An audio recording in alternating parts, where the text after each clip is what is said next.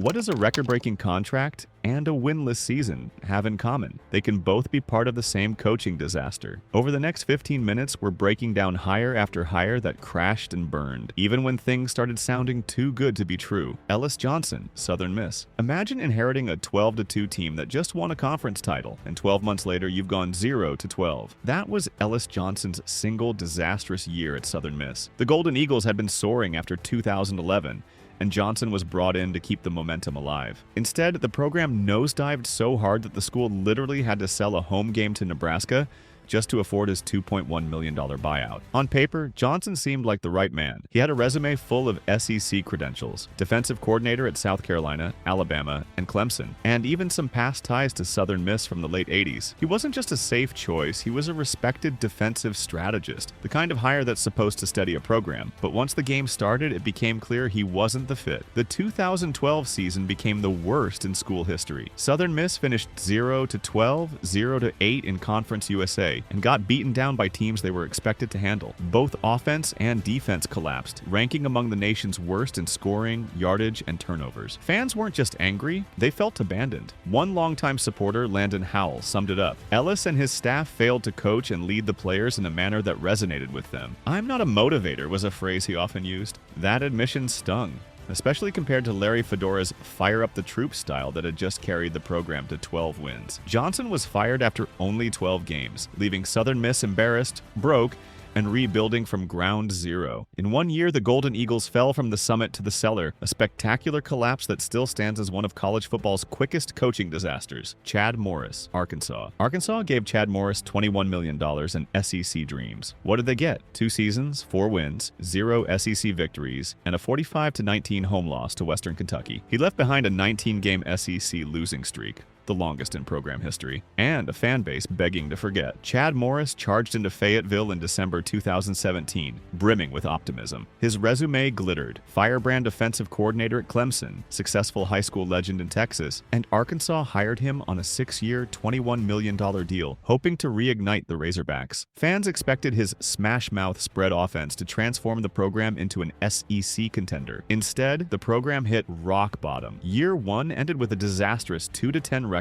and a winless 0-8 slate in SEC play, the first 10-loss season in school history. Even worse, the team looked overwhelmed in nearly every matchup. Year 2 brought no relief. The Razorbacks stumbled to another 2-8 start, with the low point arriving in Fayetteville, a 45-19 upset loss to Western Kentucky, a non-Power 5 opponent led by former Arkansas quarterback Ty Storey. That humiliation was the breaking point. Morris was fired before finishing the season. At the final whistle, Morris's resume read like a cautionary tale. 4-18 overall, 0-14 in SEC play, the worst record of any non-interim head coach in Razorbacks history. The program was mired in a 19-game SEC losing streak, a skid that deepened Arkansas's identity crisis in the toughest conference in football. On both sides of the ball, Arkansas was broken. The offense was predictable and ineffective, the defense porous, and the locker room culture fractured. What began as a high-profile hire turned into a spectacular flameout. Morris went from hot name to historic flop in less than 2 seasons, leaving Arkansas with nothing but buyout checks and a mountain of regret. Scott Frost, Nebraska. When Nebraska brought back its own legend, Scott Frost, they were dreaming big. He was the hero-turned-coach, fresh off an undefeated season at UCF and a beloved Cornhusker quarterback from the glory days. But the rosy return quickly unraveled. Between 2018 and 2022, Frost went 16-31 overall. Worse yet, he never beat a ranked opponent and went 0-14 in such matchups. Under his watch, Nebraska lost 22 one-score games, including 12 by 5 points or fewer, and 23 of his 31 losses were by single digits, a brutal trend of near misses that defined his tenure. No FBS team had more one-score losses during that stretch. Hope all but vanished in September 2022. Nebraska hosted Georgia Southern, a Sun Belt program no one expected to beat the Huskers. Instead, they fell 45-42. That humiliating upset finally broke the shackles. Frost was fired the next day. It wasn't just a bad record, it was the promise that turned sour. Frost arrived as the guy to restore Nebraska's greatness, but he never reached a single bowl game, failed to compete in the Big Ten West, and had 0 signature wins to show for 4+ seasons. Chris Ash, Rutgers, Big Ten dreams, brutal reality. When Rutgers hired Chris Ash in December 2015, they were banking on big things. Fresh off success as a defensive coordinator at Ohio State, including the dream run to the 2014 national championship, Ash signed a 5-year, $11 million guaranteed contract to lead the Scarlet Knights. But what followed was a nightmare unfolding slowly. Ash's first season, 2016, crashed in a 2-10 record with a winless 0-9 Big Ten slate. Year 2, 2017, offered a glimmer, a modest 4-8 finish and 3 conference wins, just enough to keep the hope alive. Yet that hope evaporated in 2018 when Rutgers fell to 1-11, again going 0-9 in Big Ten play, with the lone win coming on a small stage against Texas State. By September 2019, Rutgers was stumbling out of the gate with a 1-3 start, capped by a humiliating 52-0 blowout loss to Michigan, marking their 14th straight Big Ten defeat. That was the final straw. Ash was fired on September 29, 2019, finishing with a BA humbug 8-32 overall and a miserable 3-26 in conference games. It wasn't just numbers, it was the collapse. Despite a stellar defensive resume, Ash couldn't ignite Rutgers. Fan confidence evaporated, losses piled up, and the dream coaching hire became a cautionary tale. Rutgers had hoped to build. Instead, they watched their program fall further behind. Kevin Sumlin, Arizona, a big-name hire, a big buyout, almost no wins. Kevin Sumlin landed in Tucson in January 2018. He brought big expectations. He'd just come off a solid run at Texas A&M, and Arizona needed a spark. Fans and media buzzed. Could Sumlin ignite the Wildcats and restore glory? His contract, approved by the Arizona Board of Regents, was eye-popping. A 5-year, $14.5 million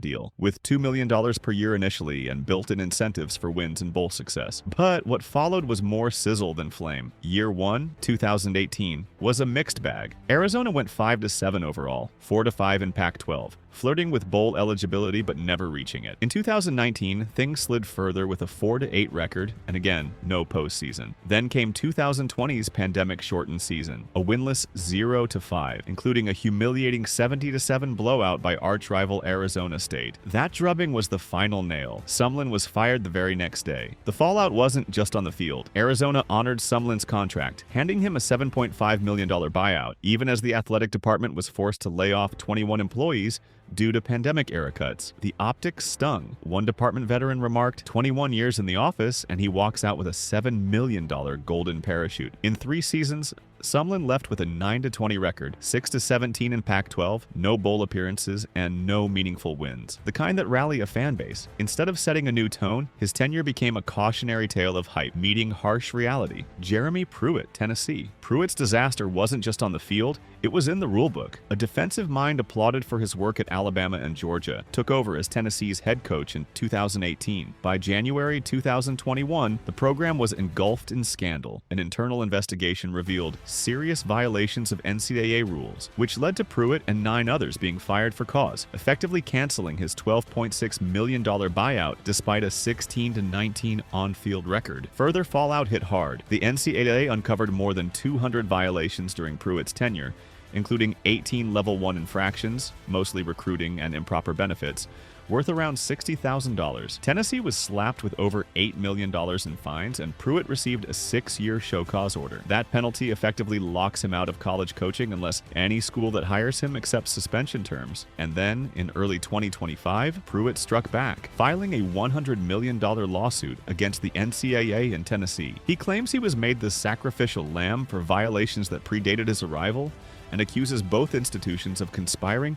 to deny him his contractual buyout, causing financial and reputational damage. Willie Taggart, Florida State. Florida State University hired the hometown dreamer. They got chaos when Florida State tapped alum-turned-lifelong fan Willie Taggart in December 2017. It felt like a dream, a passionate leader returning home. ESPN reported boosters were truly excited. He was the first black head coach in FSU's history, and his connection to Seminole culture was real. Yet beneath the emotional high lay a program teetering on collapse. Taggart inherited a locker room fractured by academic woes, loyalty issues, and a dysfunctional coaching structure. As one former staffer grimly put it after peeking under the hood, "It's like a nice shiny Lamborghini, and then you pop the hood and it's a 1985 Ford motor. It was a bad culture." On the field, it was chaos. Taggart's teams couldn't line up right at times, press penalties were rampant, and offensive line and quarterback play reached embarrassing lows. Recruiters failed to lock down a single prep QB in his 2 recruiting classes, and prized commit Sam Howell flipped to UNC and flourished. As one painfully humorous Reddit assessment summed it up, Taggart took over a mess and made things worse. By November 2019,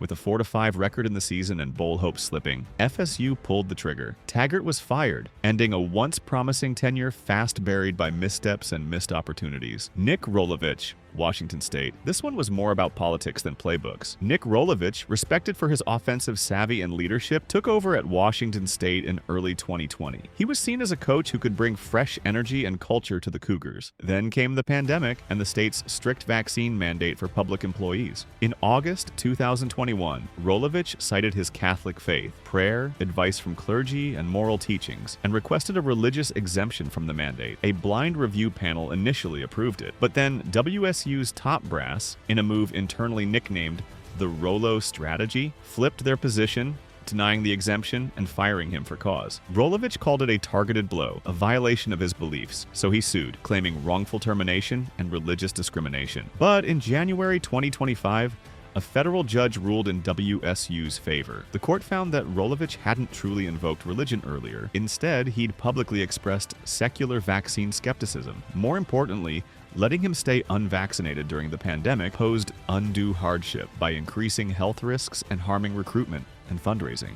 Rolovich's time at WSU became less about wins and losses, and more about faith, identity, and institutional power. The court closed the case, but the divide between personal belief and public duty was the real story, and one of college football's most modern, complicated coaching disasters. Mel Tucker, Michigan State. From Big Ten Coach of the Year to fired for sexual harassment in less than 2 years. Mel Tucker's story is a textbook example of a fall from grace. By late 2021, he was riding high, named Big Ten Coach of the Year, fresh off an 11-win season, and just inked a jaw-dropping 10-year, $95 million contract, one of the richest in college football history. Fast forward to September 2023, allegations surfaced that Tucker had engaged in a phone sex incident with Brenda Tracy, a rape survivor and anti-violence advocate who had been invited to speak to the team. The school suspended Tucker immediately, then fired him for cause, citing moral turpitude and the fact that the incident ridiculed the institution. When Tucker appealed the decision, a neutral equity officer upheld it. The ruling found he had sexually harassed and exploited Tracy in violation of Michigan State's policies. Today, he's fighting back, filing a wrongful termination and racial discrimination lawsuit, claiming the investigation was biased and that the university had ulterior motives. This saga isn't about X's and O's. It's about power, secrecy, and how quickly success can crumble. From Coach of the Year to lawsuit headline, Tucker's downfall punched harder than any on-field defeat. Ryan Walters, Purdue,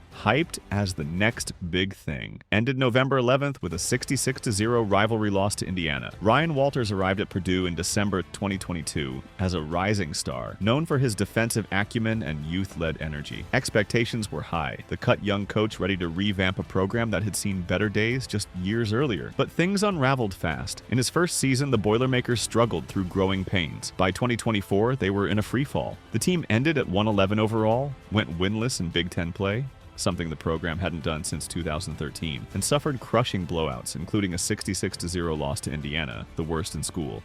Defensive struggles, especially egregious from a guy known for defense, only added to the pain. Critics couldn't ignore it. Fans and media called out missed fundamentals, lack of identity, and poor leadership. On December 1st, 2024, Purdue fired Walters after 2 brutal seasons and a staggering 5-19 overall record. The administration said it was necessary to best position the football program for success in a changing college football landscape. His departure was seismic but also eerily quiet. Fans were furious. At a follow-up basketball game, the student section was even warned against "Fire Walters" chants, not exactly a sign of loyalty. Walters went from rising star promise to cautionary tale in 24 months flat, and Purdue is now forced to rebuild from the rubble. Les Miles, Kansas. Ever hire a legend only to realize the cliff was closer than it looked? When Kansas hired Les Miles in late 2018, the Jayhawks filed away dreams of a resurgence under a national championship-winning coach. At LSU, Miles was a cemented legend, bringing home the 2007 BCS national title and racking up consistent 10-win seasons. But in Lawrence, the story shifted fast. In 2019, the Jayhawks limped to a 3-9 record, going 1-8 in the Big 12, though notably ending a 48-game Power 5 road win drought with a victory over Boston College. Then came 2020, a 0-9 season, with a winless conference run and losses by an average margin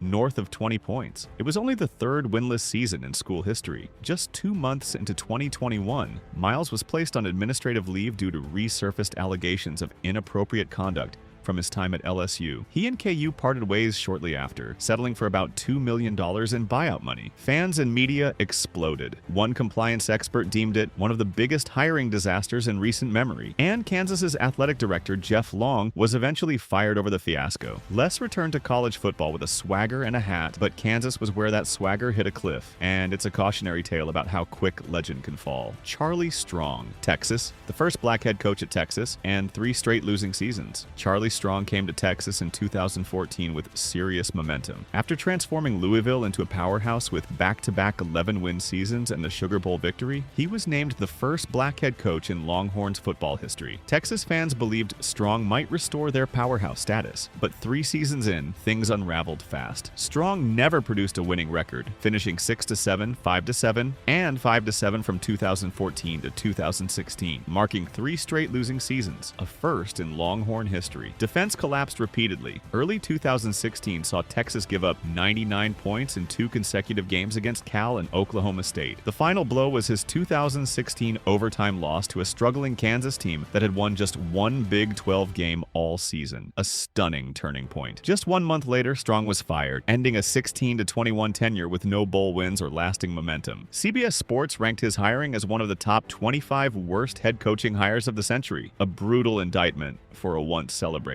Texas gambled on redemption with Strong and found disappointment instead. His era stands as one of the most unexpected downturns in Texas football. A vivid reminder, even pedigree can't always save a sinking ship. That's all the coaching mayhem we've packed into 15 minutes. If you want front row seats to more epic disasters and glorious fails, subscribe to CFB Almanac and never miss the next crash and burn moment. Thank you.